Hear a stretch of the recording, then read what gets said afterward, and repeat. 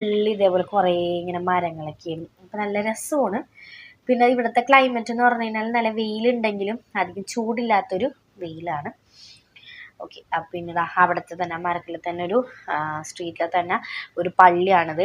അപ്പം ജസ്റ്റ് എന്താണെന്ന് അറിയാൻ വേണ്ടി ഉള്ളിൽ കയറി നോക്കിയതാണ്. അപ്പോഴാണ് പറഞ്ഞത് ഇതിങ്ങനെ ഒരു പള്ളിയാണ്. ഇതിൻ്റെ ഉള്ളിൽ എപ്പോഴും ഞങ്ങൾ നേരത്തെ പോയത് 8 മണിയൊക്കെ എന്തോ ആയപ്പോൾ തന്നെ പോയി. എപ്പോഴും നല്ല ആൾക്കാരൊക്കെ ഉണ്ടായി. ഈ കട ഉണ്ടോ, ഇത് നമ്മളുടെ നല്ല നല്ല വിലക്കുറവിൽ ബ്രൈഡൽ ഡ്രസ്സുകൾ കിട്ടുന്ന ഷോപ്പാണത്. വിലക്കുറവെന്ന് പറഞ്ഞു കഴിഞ്ഞാൽ ഈ ഒരു ഡ്രസ്സിന് ജസ്റ്റ് എത്ര 2000 എത്രയൊക്കെ ഉള്ളൂ. നമുക്ക് അവിടെ ബാംഗ്ലൂരിൽ നമ്മളുടെ അവിടുത്തെ സ്ട്രീറ്റിലേക്ക് ഒരു പ്രത്യേകത എന്താ വെച്ച് കഴിഞ്ഞാൽ കല്യാണ പെണ്ണുങ്ങൾക്ക് വളരെ 1800 രൂപക്ക് വരെയും നമുക്ക് ഞായറാഴ്ച ശനിയാഴ്ചയൊക്കെ ഇടാൻ പറ്റണം അടിപൊളി ഹെവി വർക്കിൻ്റെ ലെഹങ്കയൊക്കെ ഉണ്ട്. അതുകൊണ്ട് നല്ല അടിപൊളി ഷോപ്പാണ്. ബാംഗ്ലൂരിലൊക്കെ പോയി എടുക്കുക. ഇത് അൽസാദം കളക്ഷൻ അങ്ങനെ കറക്റ്റ് പേര് മറന്നേ. അപ്പം അവിടെയൊക്കെ നല്ലതായിട്ട് നോക്കി എനിക്ക് അവിടെ നിന്ന് 2 ഉടുപ്പൊക്കെ എടുത്തു.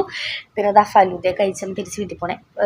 ഇങ്ങനത്തെ വർക്കുള്ള ഉടുപ്പല്ല, എനിക്കിടാൻ സിമ്പിൾ കുറച്ച് കോഡ് സെറ്റുകളൊക്കെ വാങ്ങിയിട്ടാണ് തിരിച്ച് വീട്ടിൽ പോകണം. പക്ഷേ കല്യാണ ആവശ്യങ്ങൾക്ക് നമ്മൾ ബാംഗ്ലൂർ പോയിട്ട് എടുത്തതിന് അടിപൊളി നല്ല വൃത്തിയാണ്. ഞാൻ എന്തായാലും അവിടെ പോയി എടുക്കാനെല്ലാവരും സജസ്റ്റ് ചെയ്യും. അത്രയ്ക്ക് അടിപൊളിയാണ്. ഓക്കെ.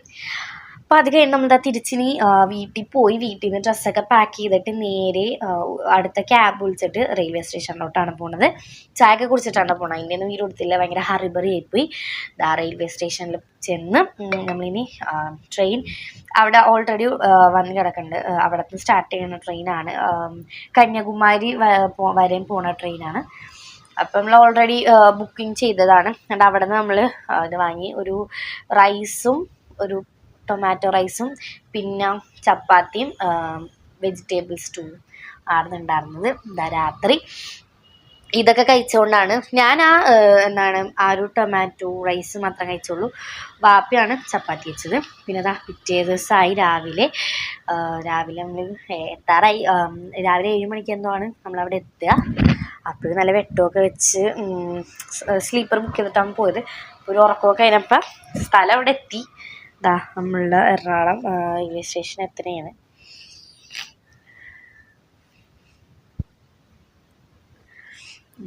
അങ്ങനെ അവിടെ നിന്ന് നമ്മൾ തിരിച്ച് വീണ്ടും ഒരു ക്യാബ് ബുക്ക് ചെയ്തിട്ട് തിരിച്ച് നമ്മുടെ വീട്ടിലോട്ട് പോകണം. അങ്ങനെ നമ്മൾ ബാംഗ്ലൂർ കറക്കമൊക്കെ കഴിഞ്ഞു.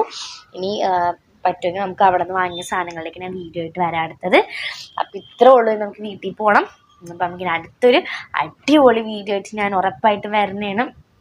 ഇന്നത്തെ വീഡിയോ ഇത്രയുമായിട്ട് അപ്പോൾ ഇഷ്ടമായി ഉറപ്പായും ലൈക്ക്, ഷെയർ, സബ്സ്ക്രൈബ്, ബെല്ലൈക്കൺ ക്ലിക്കാൻ മറക്കരുതേ. നമുക്ക് ഒരു അടുത്ത അടിപൊളി ഒരു വീഡിയോ ആയിട്ട് വരാം. അതുവരേക്കും ബൈ ബൈ.